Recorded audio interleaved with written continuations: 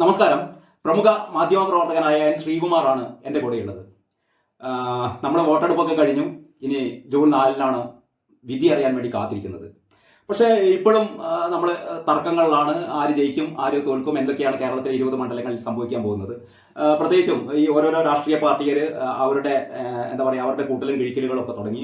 എനിക്ക് തോന്നുന്നു ഏറ്റവും അവസാനം KPCC സംസ്ഥാന സമിതി അവരുടെ ഒരു യോഗം, അതിൽ പരസ്പരമുള്ള തർക്കങ്ങൾ, അങ്ങനെ എല്ലാ രാഷ്ട്രീയ പാർട്ടികളും തന്നെ അനുസരിച്ചുള്ള അവരുടെയൊക്കെ പ്രതീക്ഷകൾ ഇത്ര സീറ്റുകൾ കിട്ടും, ആ രീതിയിലൊക്കെയാണ് പോകുന്നത്. പക്ഷേ കേരള രാഷ്ട്രീയത്തെക്കുറിച്ച് നന്നായി പഠനം നടത്തിയ, അല്ലെങ്കിൽ നമ്മുടെ രാഷ്ട്രീയ രംഗത്തെ കാര്യങ്ങൾ വളരെ വിശദമായി പഠനത്തിന് വിധേയനാക്കിയ ശ്രീകുമാറിന് എന്ത് തോന്നുന്നു? ഈ 20 മണ്ഡലങ്ങളിൽ എന്തായിരിക്കും നമ്മുടെ ഒരു വിധി നിർണയത്തിൽ സംഭവിക്കാൻ പോകുന്നത്? എനിക്ക് തോന്നുന്നു ഓരോ മണ്ഡലം നമുക്ക് തിരുവനന്തപുരം വെച്ച് തുടങ്ങാം.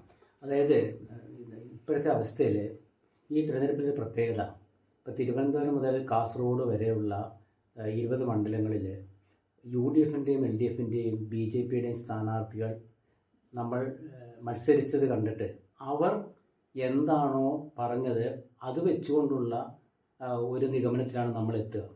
കാരണം ഈ മാറ്റം വരുന്നതിൻ്റെ ഉദാഹരണം ഞാൻ പറയാം.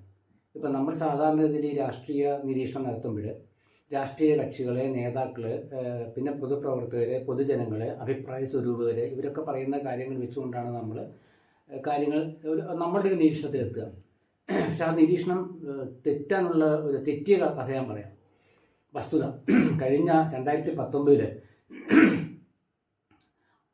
തൃശ്ശൂർ ലോക്സഭാ മണ്ഡലം നമ്മളെല്ലാവരും പറയും തൃശ്ശൂർ കോൺഗ്രസിൻ്റെ കോട്ടയാണ്, നെടുങ്കോട്ടയാണ്, ലീഡറുടെ തട്ടകമാണ്, അങ്ങനെ ഒരുപാട് കാര്യങ്ങൾ പറയും. പക്ഷേ അവിടെ 93,000 വോട്ടുകളുടെ ഭൂരിപക്ഷമായി കോൺഗ്രസ് സ്ഥാനാർത്ഥിയായ പ്രതാപനെ ലഭിച്ചുള്ളൂ, UDF സ്ഥാനാർത്ഥി.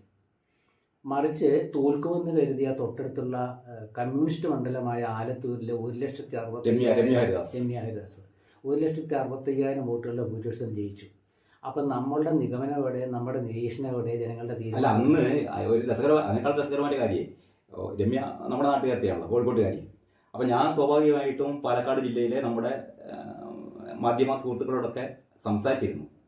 ഒരു മനുഷ്യൻ പോലും പറഞ്ഞിട്ടില്ല രമ്യ ഹരിദാസ് ജയിക്കുന്നു, ഒരു രക്ഷയില്ല, എവിടെ രമ്യ ഹരിദാസ് ജയിക്കാന്നുള്ള രീതിയിലായിരുന്നു അവർ പറഞ്ഞത്. പക്ഷേ വോട്ടെണ്ണി കഴിഞ്ഞപ്പോൾ വലിയ ഭൂരിപക്ഷം.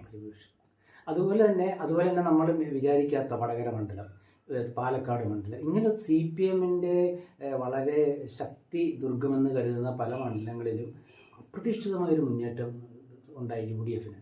അപ്പം നമ്മുടെ നിഗമനങ്ങളൊക്കെ തെറ്റിപ്പോയി, എല്ലാവരുടെയും നിഗമനം തെറ്റിപ്പോയി. അപ്പോൾ അതുകൊണ്ട് ഞാൻ വിലയിരുത്തുന്നത് എങ്ങനെയാണെന്ന് വെച്ചാൽ, ഇപ്പോൾ തിരുവനന്തപുരം ഇത്തവണ മത്സരം, തൃശ്ശൂരിലെ മത്സരം, വടകരയിലത്തെ മത്സരം, ഈ 3 മത്സരങ്ങളാണ് ശ്രദ്ധിക്കപ്പെട്ടത് കൂടുതൽ.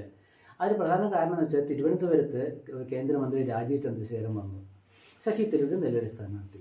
തൃശ്ശൂർ നടൻ സുരേഷ് ഗോപി ആദ്യം 2019 വന്നു, 2021 വന്നു അസംബ്ലിയിലേക്ക്, പിന്നെ ഇപ്പോൾ വന്നു. അപ്പോൾ ഒരു ചലച്ചിത്ര താരത്തിൻ്റെ പകിട്ടോടുകൂടി ആദ്യം വന്നു, അതിനുശേഷം ഇപ്പോൾ വരുമ്പോൾ അദ്ദേഹം തനി BJPക്കാരനാണ്, രാഷ്ട്രീയക്കാരനാണ്. പക്ഷേ ഇവിടെ ത്രികോണ മത്സരം എന്ന് പറയുമ്പോഴും LDF, UDF, BJP എന്ന് ഞാൻ കണക്കുകൂട്ടില്ല. LDF, UDF, Suresh Gopi. അതുപോലെ തിരുവനന്തപുരത്താണെങ്കിൽ ശശി തരൂരും രാജീവും തമ്മിലുള്ള മത്സരം അത് വളരെ കൗതുകകരം കൂടിയാണ്. കാരണം രണ്ടുപേരും ഏതാണ്ട് ദേശീയ തലത്തിൽ, ഒരു ബൗദ്ധിക തലത്തിൽ മുന്നിട്ട് നിൽക്കുന്നവരാണ്. ഒരാൾ IT മേഖലയിലാണെങ്കിൽ മറ്റൊരാൾ സാർവദേശീയ രംഗത്തും അതുപോലെ വിദേശകാര്യ രംഗത്തും ഒക്കെ വളരെ നിൽക്കുന്ന ആളുകളാണ്. അപ്പോൾ രണ്ടുപേരും ഒരു സമുദായത്തിൽപ്പെട്ടവരാണ്. അപ്പോൾ രണ്ടുപേരിൽ തിരുവനന്തപുരത്തെ ഒരു രാഷ്ട്രീയ സ്വഭാവവും വ്യക്തികളോടുള്ള സമീപനമൊക്കെ വ്യത്യാസമുണ്ട്. അപ്പോൾ അവിടെ ഇടതുപക്ഷ സ്ഥാനാർത്ഥിയായിട്ട് പന്നിയൻ രവീന്ദ്രൻ വരുമ്പോൾ അദ്ദേഹം ഒരു സാധാരണ രാഷ്ട്രീയക്കാരനാണ്. അപ്പോൾ അവിടെ നമ്മൾ ഈ മത്സരത്തിൽ അവിടെ LDFന് എന്ത് മുന്നേറ്റം ഉണ്ടാകുമെന്ന് ഒരാൾ ചോദിച്ചാൽ നമ്മൾ പറയുക, ശശിയും രാജീവും തമ്മിലുള്ള മത്സരത്തിനിടയിൽ CPIയുടെ സ്ഥാനാർത്ഥി പന്നിയൻ രവീന്ദ്രന് ഒരു രാഷ്ട്രീയമായ വോട്ട് കിട്ടുമോ എന്നൊരു ചോദ്യം വരും. ഇപ്പോൾ ശശി തരൂർ അദ്ദേഹത്തിൻ്റെ ഭാഷാപരമായ കൊണ്ടുവന്നതായിരിക്കും. അദ്ദേഹം ചോദിച്ചു, പന്നിയന് ഇവിടെ എന്താ കാര്യം എന്നെന്തോ ചോദിച്ച പോലെ. അപ്പോൾ പന്നിയൻ അതിന് വല്ലാതെ ഫീൽ ചെയ്തു. അദ്ദേഹം സങ്കടത്തോട് പറഞ്ഞു, മാധ്യമങ്ങളെക്കുറിച്ച് ഒക്കെ പറഞ്ഞു. ശരിയാണത്, കാരണം സ്ഥാനാർത്ഥികൾ 3 തുല്യരല്ല, LDF, UDF, BJP. പക്ഷേ നമ്മുടെ കാഴ്ചപ്പാട് എന്താണ്? 2 വ്യക്തികളിലേക്ക് തിരിഞ്ഞു. അത് സമൂഹത്തിന്റെ കുഴപ്പമാണ്.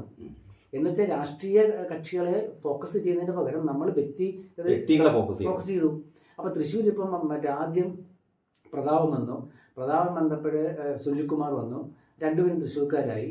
അപ്പോൾ അതിൽ കൂടുതൽ സ്വീകാര്യൻ ആരാണെന്നുള്ള ഒരു ചോദ്യം വന്നു. അപ്പോൾ ഓരോ രാഷ്ട്രീയ പ്രസ്ഥാനങ്ങൾ അവരവരുടേതായ രീതിയിലൊക്കെ ഒരു ചർച്ചകളൊക്കെ വന്നു. മുരളീധരൻ അപ്രതീക്ഷിതമായി കടന്നു വന്നപ്പോൾ ഇവിടെ LDFും BJPയും ഉണ്ടാക്കി വെച്ച അടിത്തറ പെട്ടെന്ന് മാറ്റേണ്ടി വന്നു. വടകരയിൽ അത് സംഭവിച്ചു. വടകരയിലെ മുരളീധരനാണ് സ്ഥാനാർത്ഥിയെങ്കിൽ KK ശൈലജ വിചാരിച്ചു നിലവിലെ MP ആണ്. നിലവിലെ MP മാർക്ക് എപ്പോഴും ഒരു ചെറിയ ദോഷം എന്തെങ്കിലും കണ്ടെത്താൻ പറ്റും. ഒന്നിൽ വെറുതെ വികസനത്തിന് ശ്രമിച്ചില്ലെന്ന് പറഞ്ഞാലും ദോഷമാണല്ലോ. പക്ഷേ അപ്രതീക്ഷിതമായിട്ട് ഷാഫി കടന്നു വരികയാണ്, യൂത്ത് കോൺഗ്രസിന്റെ മുൻ പ്രസിഡന്റ്. അപ്പോൾ എന്താണ് അരങ്ങേറ്റം മാത്രമല്ല, ഇപ്പൊ അവിടെയുള്ള നമ്മുടെ ഒരുപാട് സാഹിത്യ സുഹൃത്തുക്കളുണ്ട് കോഴിക്കോട്, അപ്പോൾ വടകരയിലുണ്ട്. അപ്പോൾ അവരെന്നെ വിളിച്ചു പറഞ്ഞു, ഷാഫി പറമ്പിൽ വന്നിട്ട് ആദ്യം എങ്ങനെയാണോ വന്നത് ആ ഓളം അതേ വരെ അവസാനം വരെ അലതല്ലിക്കൊണ്ടിരുന്നു എന്ന് പറഞ്ഞു. അപ്പം അവിടെ കമ്മ്യൂണിസ്റ്റ് പാർട്ടികളെ ഒരുക്കി വെച്ച ആ വേദി പെട്ടെന്ന് മാറ്റേണ്ടി വന്നു. കാരണം മുരളീധരനാണെന്ന രീതിയിൽ ഒരുക്കി വെച്ച ആ പ്രചരണായുധങ്ങളൊക്കെ മാറ്റേണ്ടി വന്നു. പിന്നെ അവിടെ ഉണ്ടായതൊക്കെ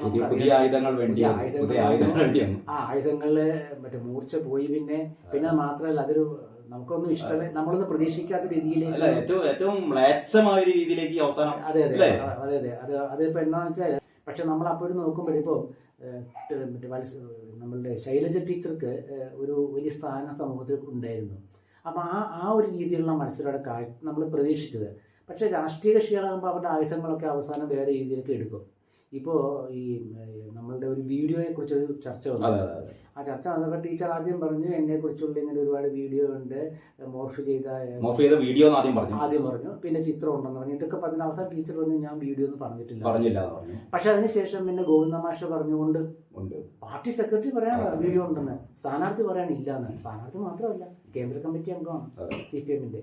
അപ്പോൾ അവിടെ അങ്ങനെയൊക്കെ ചില ഇതൊക്കെ വന്നു കഴിഞ്ഞപ്പോൾ നമ്മുടെ പൊതുവേ നമ്മൾ ഈ 3 മണ്ഡലങ്ങളും മറ്റ് 17 മണ്ഡലങ്ങളുടെ താരതമ്യം ചെയ്യുമ്പോൾ ഒരുപാട് വിഷയങ്ങളിലും അതുപോലെ ഒരുപാട് കാഴ്ചപ്പാടിലും വ്യത്യാസം വന്നു.